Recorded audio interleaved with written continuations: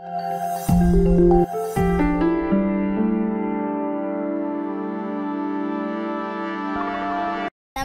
मंडळी, मी जिजाऊ, तुमची लाडकी जिजाऊ।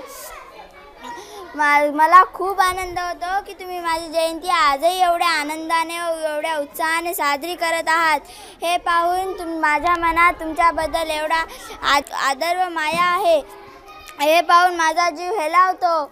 तुमच्याही घरी जी जिजाऊ आहे ती माझ्यापेक्षा काही कमी नाही बरं का।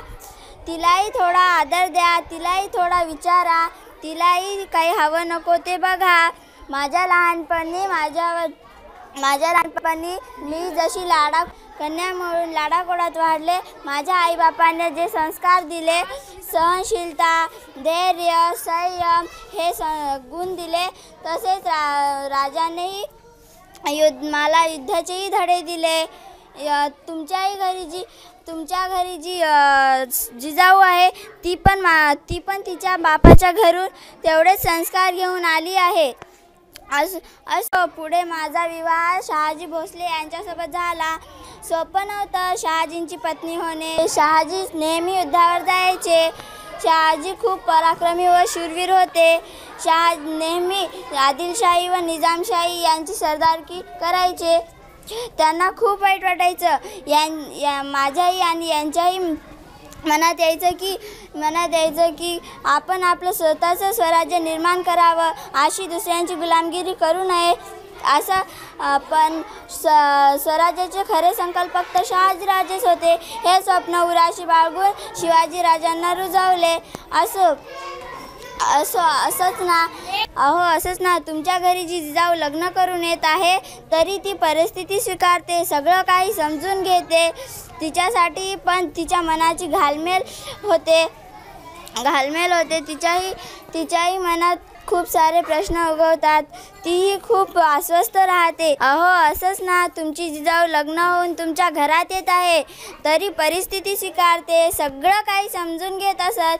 तिच्यासाठी पण तिची मनाची घालमेल तुम्हाला समजते का?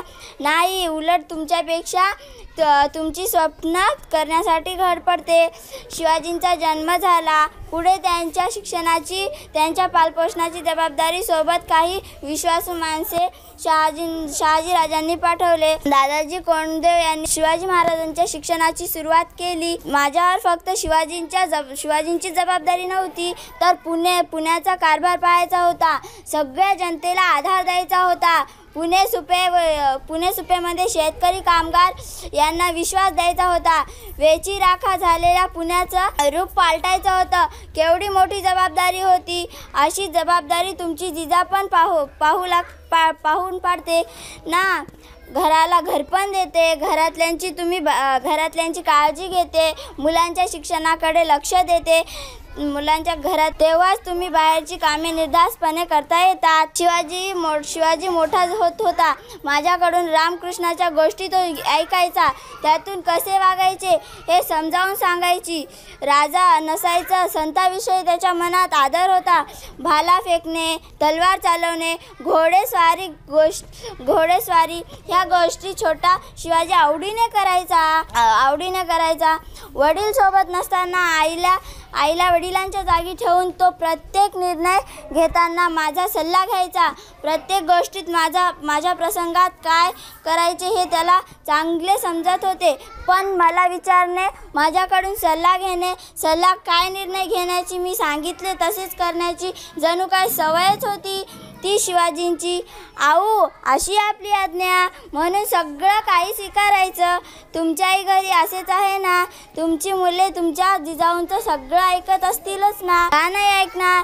जर तुम्ही तुमच्या जिजाऊंचा सल्ला घेत असाल तर तिच्या एवढी सक्षम समजत असाल, मुलगी आपल्या आईची नक्कीच आदर करतील। धन्य राजमाता ही ती शिवाजींसारखी कर्तृत्ववान बनतील। धन्य धन्य ती जिजाऊ, धन्य तो शिवबा, धन्य ती जिजाऊ, धन्य तो शिवबा। जय जिजाऊ, जय शिवराय, जय जिजाऊ, जय शिवराय। धन्यवाद।